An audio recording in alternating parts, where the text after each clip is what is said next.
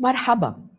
Welcome again to another episode of Culture Capsule. This is your host, Samar, greeting you from Abu Dhabi, the capital of the UAE. Today's conversation is about negotiator.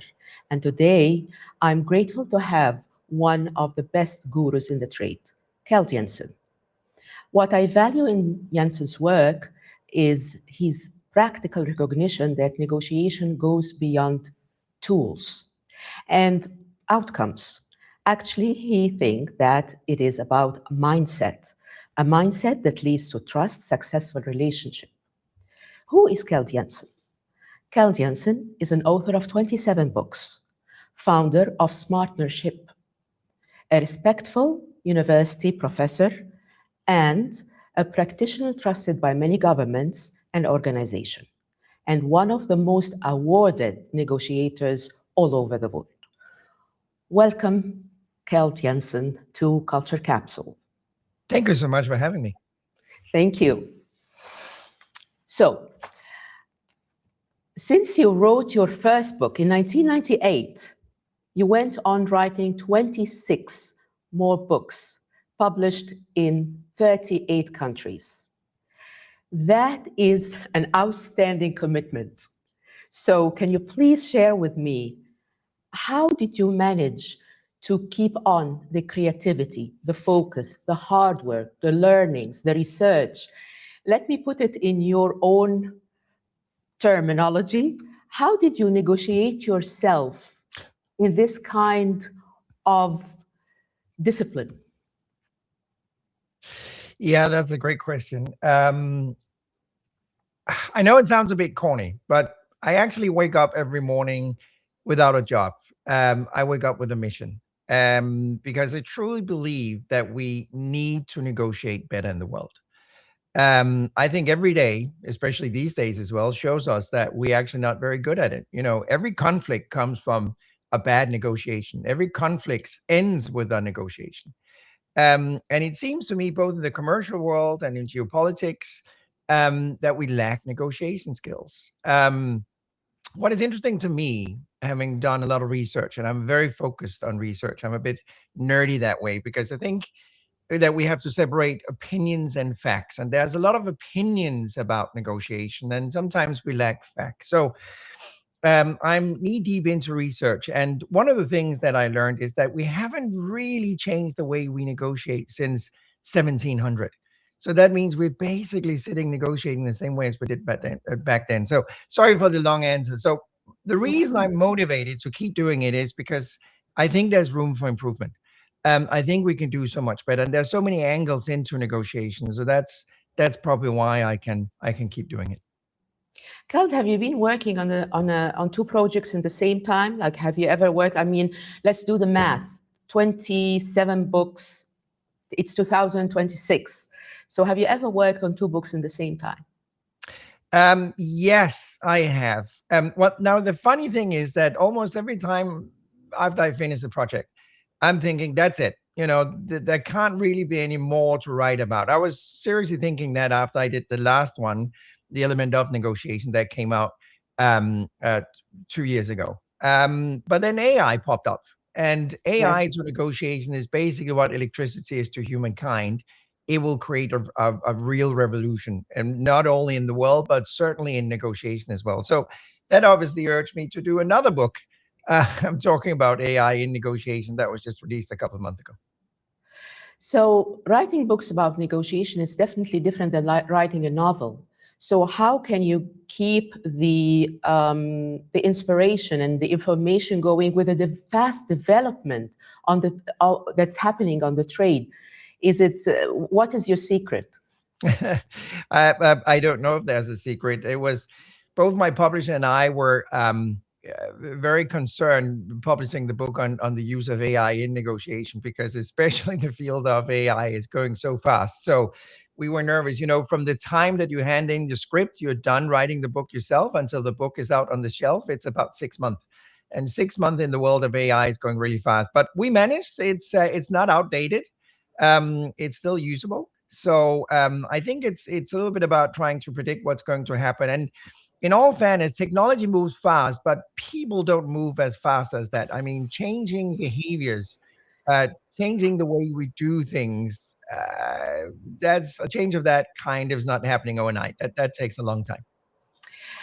Well, keep that thought because I'm going to share that book that I've been reading and finished gratefully. This is Dr. Keld Jensen, the Smart Negotiator book. And I have to ask a very important question here. This book has been written for different generations. Like I'm Generation X, I was able to read that book. If it's younger, if a millennial will read it, he will understand it. I didn't find it so hard, like taking a course of an AI, but it's easy, and I was able to understand, and I got my takeaways from. The question is, since AI is moving very, very, very fast, would you consider writing a part 2 for this book? Yes, I would. Because again, as you said, and you so correctly put it, it's changing a lot. And it's dramatic. Just to give you an example, something that we couldn't do 1 year ago. One of the things we're focused on is generating value in negotiation. Because why do we do commercial negotiations? We do commercial negotiations to create and distribute value. Full stop. That's really the only reason two private organizations or governmental institutions are doing negotiations, right? So AI is a substantial support in doing that. So very quick example. Just a couple of days ago, we were sitting with a 35 pages commercial contract. We had to dive into the contract to look for variables, everything that is negotiable that could create value. Now, when I'm doing that with a client, typically that will take 1, 2, 3 days. We ran that with the right prompt engineering through AI, and it took exactly 11 minutes. In 11 minutes, it had generated, I think, 22 pages with variables, asymmetric values, point to address, areas you should focus on, agenda, priorities, what have you. List goes on and on and on. So it actually still, every day, even though I'm knee deep into AI, it still surprises me every day, the benefits that we're getting out of AI if you use it correctly. Okay, I would like to say something in your own words. While negotiators can turn to use AI, AI cannot replace negotiators. What will always remain, Dr. Keld Jensen, important and human and irreplaceable? I think one thing we also have to remember is that all business is human. And what do I mean by that quote? It's always people doing business with people, right? You know, I laugh when I read Washington Post or New York Times or Financial Times or what have you, and it says that company A did a deal with company B. That's rubbish. That never happened. Two organizations never did a deal. Two governments never did a deal. What happened was it was Mr. Jones that did a deal with Mrs. Anderson. That was what happened exactly. And if Mr. Jones and Mrs. Anderson couldn't make it work, the whole deal will collapse. So we have to remember, and I hope it will stay that way because that's a good thing, that it is people doing business with people. AI, I don't hope it's going to change that, but AI is going to help us improve that. So we just get a tool that can actually just improve and help us become even better at finding those values. Let's go back to your books again. Which one is your pride and joy, and which one that you really would, let's put it this way, would rethink or, approach differently now in 2026? Well, that's a great question. I'm very self-critic. So every time I finish the book, I'm often thinking that could have been done so much better. It could have been done differently. I should have changed that chapter into something else. I think I often do it. So my favorite tend to be the last one. So I would probably have to say right now it's the Smart Negotiator. Actually, I have to share a kind of embarrassing story. I reread my first book from 1998 a couple of years ago. And in 2024, when I reread it, I found it to be horrible. I was thinking, this is embarrassing that I even wrote something like that in 1998. But I hope, and I realized that the book was relevant in 1998, but time have obviously gone by. And what was something we could use in 1998 is not something that is applicable in 2024. So it also reminded me that the world is changing, obviously. Not only technology, but behavior and culture and understanding and what have you. So we probably can't read a book today from that is just 10, 15 years old on a topic because it just suddenly becomes outdated. Okay. There are many different types of and paradigms of negotiations, hosted negotiation, commercial, military, industrial, and much more. What I've mentioned for our region, for the GCC, do we need talent first, or talent and skill, or a bit of both? Arabs know that they love to negotiate. So how would it be working or cooking in that department for expats coming to the GCC to negotiate? Do they have trainers who are from an Arabic origin, or do you learn it? Does it take more time? What do you think? I think you had a couple of questions in there. Correct. And yeah, and let me start with the first one. You said Arabs love to negotiate. That's however, having said that, I was actually just on a tour visiting Qatar and Dubai and Riyadh. And the message I got from everybody I met was we have to improve our capability in negotiations. There was a general belief, and it's not based on research, it was just based on my personal meetings with a lot of high-ranking officers from different organizations, that they feel they've been too concessional for years. And concessional is not a good thing in negotiation because that means you're giving something away without getting something back. So I think there's a realization that they can improve their negotiation skills in general. Now, I want to add another question, or answer to your question. That is, there's a big difference between negotiation and hassle, how we actually conduct negotiations. And negotiation skills is a skill. It requires an education. It's not something we automatically do. If I should take a step back, I came into the world of negotiation because I was unconsciously incompetent in negotiating in negotiations. I didn't know what I didn't know. I was in the tech industry back then. I was a CEO of a public company, and I thought I was a great negotiator.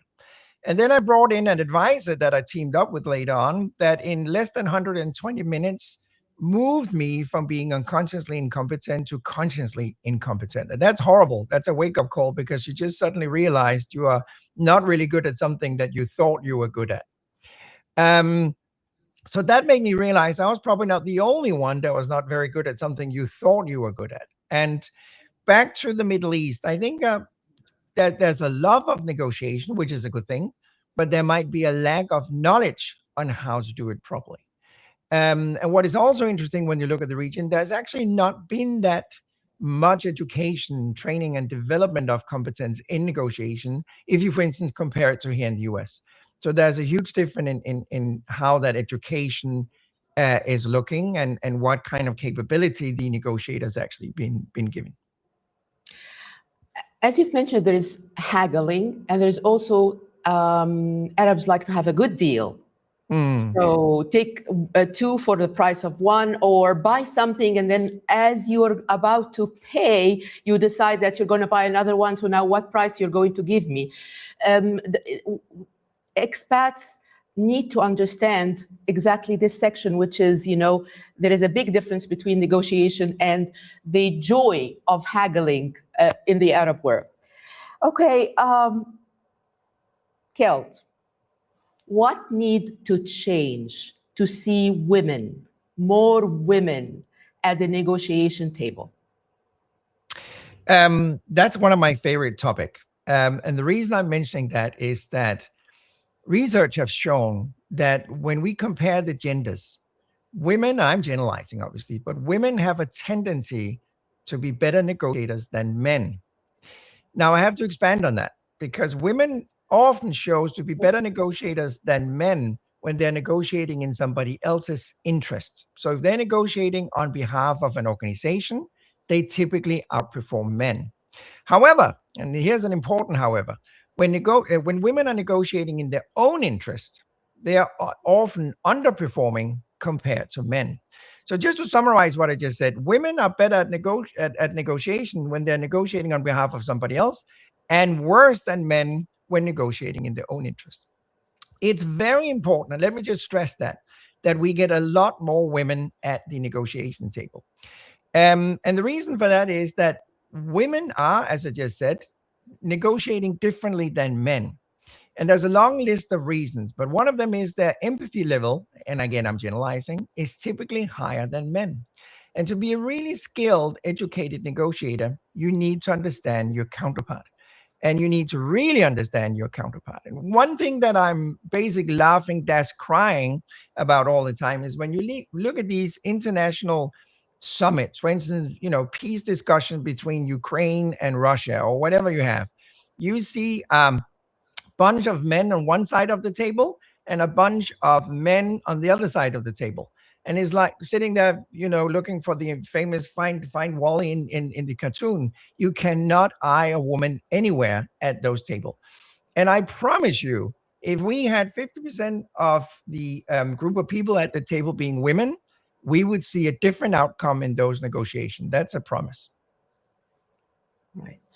Thank you. Thank you very much. I'm going to go to the elements of negotiation, this book. 103 elements. I'm not going to ask you why they are 103, because it stops where it stops. I'm going to share with you how did I read this book. So this book I treated like my Stoic books. It was on my bedside table, and every day I read an element. So I finished that book in 103 days, just to let you know. And it was fun. Yeah, it was really nice. I loved it. And every day, one element, I read it, I absorb it, I try to apply it. So my question would be on element number 5, humor. So, of course, you know that humor is different in different cultures, and you already explained that in your book. It's very difficult, of course, to understand the region sense of humor. It's even here, one Arab country is different than the other in the humor. So it is tough for negotiators to have humor in their negotiation with the Arabs. Can humor be replaced by another element, like kindness, a little bit of levity? Because that can be hard. People live for ages in Arab countries and still they don't get the humor 100%. So what do you think about expat counterparts negotiating in Arabs and trying to bring humor in at their negotiation table? That's a great question and very important. Now, humor is a great tool, but also a dangerous one. Because if you use it the wrong way, you can obviously offend your counterpart in a way that you don't even understand. So using humor is something I recommend, but it's also something that I warn against because you have to be careful when and how you use it. Back to your question, what can we replace? Storytelling. Because what we really want is create a connection between people. Whether we use humor or storytelling or empathy or having dinner or whatever you're doing, that's not the important part. The important part is really that we generate that connection. So an immediate tool to replace humor, if we're uncomfortable using humor, is storytelling. Share something about yourself. Share a story. Invite your counterpart a bit into your life. Back to what I said a few minutes ago, all business is human. It's people doing business with people. So we want to relate to each other. So tell stories. And I meet people that tells me I'm very uncomfortable sharing something about myself. I'm an introvert. I don't really want a small talk. I just want to get down to business. But we have to understand the best deal happens between two people that actually like each other and trust each other. We study this, and I'm sorry getting a bit nerdy again, but we studied this specifically. I did my doctorate partly on the use of trust in negotiation. And My aim was to try and capitalize trust, put a value on it, because often people are saying trust is a nice thing to have. That's untrue. Trust is a need thing to have because it's a monetary value. And this is important, Samar, because we actually found that in negotiation where trust is high, they capitalize 34% more value. I repeat that, 34% more value than in negotiation where trust is low. So we can read trust on the bottom line. It's that simple. Wow. Okay, same book, element number 67, emotional intelligence, my favorite. Mm-hmm. Now, UAE is going through tough time. And in Mm-hmm. time uncertainty, people get pressured, stressed. How can the negotiator understand this time and what they should be avoiding during their negotiation? That's another excellent question. I would say that your emotional state obviously have a huge impact on how you behave at the negotiation table. If you are stressed, if you're feeling uncomfortable, if you are being threatened by circumstances or your counterpart, that obviously giving you a different appearance and a different behavior than if you are in a relaxed, balanced state of mind.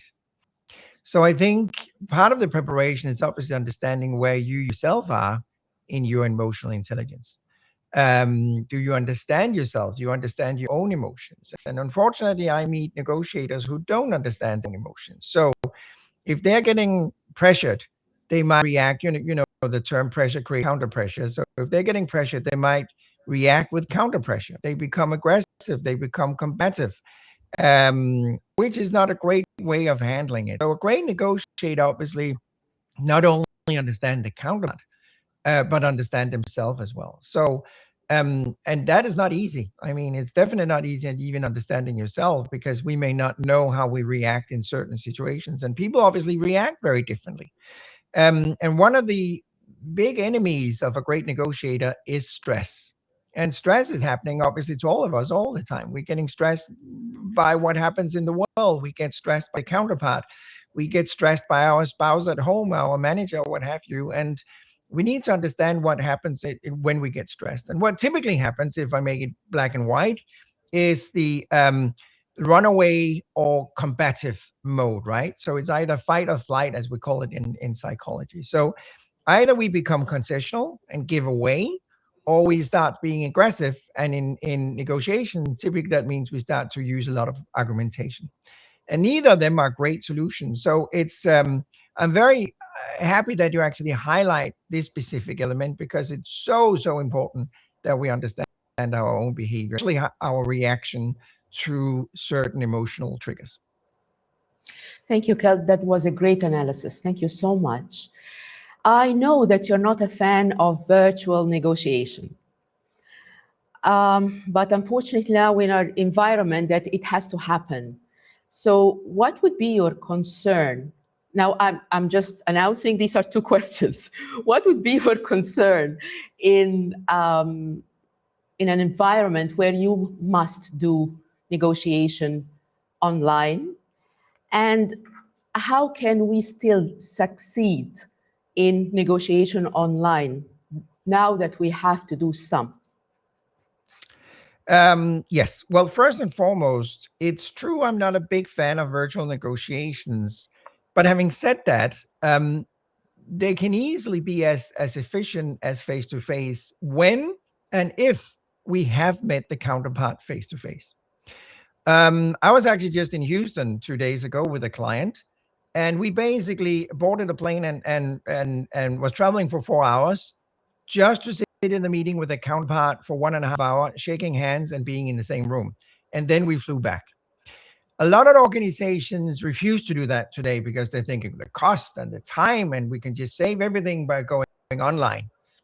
True, but you are missing that very important component called personal relationship.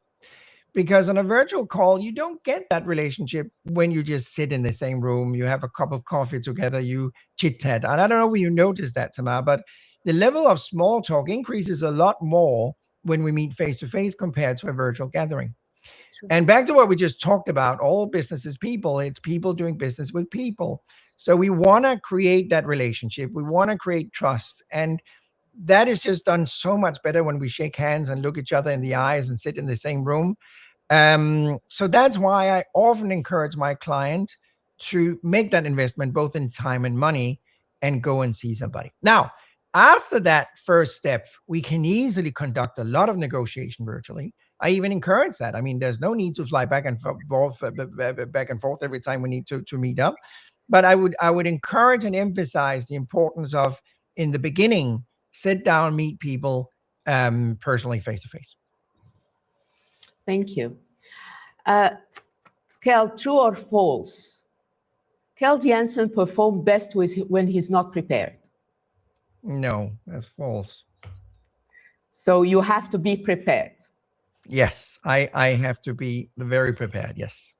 Okay. So in a country like UAE, what would be your rule number one for preparation?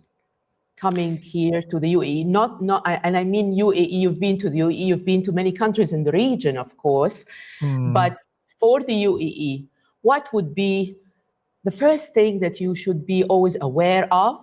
And what would be the thing that you would say, I'm okay with that. I don't need to be alarmed. I will not offend anybody on the at the negotiation table if I bring this up. You're right. Now, first and foremost, I'm not a cultural expert. There are people out there who are really expert in that field, and I often use those experts when I talk culture. Now, before I go somewhere, I try and understand the individual, because we have to be careful with cultures in a region. People often think I'm going from the US to Korea, so now I have to study Korean culture. Well, Korean culture is many things, isn't it? Just like culture in the UAE or the US are many things. There's cultures down to genders. There's culture in corporations. There are definitely, without knowing it, you know a lot more about that than I do, but there might be a different culture in Abu Dhabi than Dubai. So I really have to understand, who is it I'm meeting? What company am I meeting? What genders am I meeting? What educational background am I meeting? And one of the things, just back to AI, that I'm using already is that, and this is a bit scary, but AI can actually analyze your LinkedIn profile, and it doesn't need a big degree in prompt engineering to know how to do that. But you could basically just ask AI to go to your LinkedIn profile, and with the right prompting, ask it to analyze your LinkedIn profile. If there's some content on your LinkedIn profile, obviously, if you keep it updated and there's some stories in it. And then you can ask AI to identify you on a DISC profiling, the personal trait behavior analysis, whether you are dominant, influential, steadiness, or whatever kind of characters that show who you are. And on top of that, with the right prompting, I can also ask, based on the LinkedIn profile, please identify how SMART typically will be negotiating, should be combative, compromising, concessional, collaborative, stalling, and all of that. And the amazing part here, SMART, back to AI, is that in 35 seconds, I'm getting a profile of you that we've been testing over and over again, and it's actually 95% accurate. Again, as I have to emphasize, if there's some content on your LinkedIn, if you don't use your LinkedIn profile and there's basic no updates, obviously I can't do it. But if you, as a lot of people, are updating your LinkedIn profile and there's data in it, it's actually able to do that. So anyway, long answer to your questions about, but what I'm basically focusing on is a lot more the individual than the country. I need to know the educational background, the gender, the experiences, the interest, the focus. And one of the things, for instance, the education tells a lot, because if people have a legal background, they'll be focused on legal stuff. If they have an engineering background, they'll be focusing on the technical stuff. If they're coming with a financial background, they're typically focusing on the finance, so on and so forth. We do what we're comfortable with. So whatever you're educated in, that's what you're comfortable with, and that's where your focus will be. So I dive into the people more than the country itself, if that makes sense. That's really amazing, and allow me to applaud you on highlighting the difference of the culture between Abu Dhabi and Dubai, because we are in the same country, but we have different cultures, and people never realize that. So it is very interesting. Keld, why the value of trust currency will never go down in the UAE? I don't think that, well, it's a great question again, Sima. Thank you for asking really good questions. I would say trust carries different timing in different parts of the world. Again, I'm generalizing. But if we look here in the US, there's a tendency that trust happens after the deal. The US is very deal focused. Again, I'm generalizing. But there's a tendency, you do the deal, and based on the deal, you create trust. A lot of cultures in the world are quite opposite. You create trust, and then you do the deal. Huge area of the Middle East are focused on that. You create the relationship, you create trust, and based on that, you do the deal, which actually personally I enjoy more than the deal and then trust. Thank you. So I think that I would just say keep doing what you're doing. And what I mean by that is keep focusing on the relationship and the trust. And I think I have an important quote here, and that is, think about it this way. If we have a high level of trust in any interaction, our transaction cost will go down and our profit will increase. But on the other hand, if trust is low, transaction cost will increase and profit will decline. So back to what I said in our research, we can capitalize trust. So I think those organizations that keep focusing on trust is going to do absolutely okay. My last question to you today is, what is the negotiation table that Keld Jensen would like to sit at? Oh, that's a wonderful question. I think there's a lot of negotiations tables I would love to sit at, and there's even some I wouldn't. There's some negotiations that are really difficult. And you raised a very important topic earlier, Sama, because you talked about the different directions in negotiation. And that's so true. You have conflict negotiators, you have hostage negotiators, you have commercial negotiators. There's a lot of different directions. And I think there's a bit of confusion in the world right now, because I deeply respect hostage negotiators. I mean, they're doing an amazing job when there's a crisis. I'm certainly not a hostage negotiator. If somebody called me right now and says there's a hostage negotiation going on 2 blocks from here, could you come and help out? I would say, I can't. I have no idea what to do in a hostage negotiation. That's not my field. Call Chris Voss. Yeah, exactly. And on the other hand, if you have a hostage negotiator stepping into a commercial area, they have no idea what they're doing either. It's two very different types of negotiation. Can you learn something from both of them? Absolutely. But back to what I said earlier, why do we do commercial and to a certain degree political negotiations? Well, we do it to create and distribute value. In a hostage negotiation, you don't create and distribute value. So when we talk about directions in negotiation, we have positional negotiation and collaborative negotiation. And a hostage negotiation is very much a positional negotiation, because you have one that wins and one that loses. Both parties can't win because the criminal is not allowed to walk away with a good deal.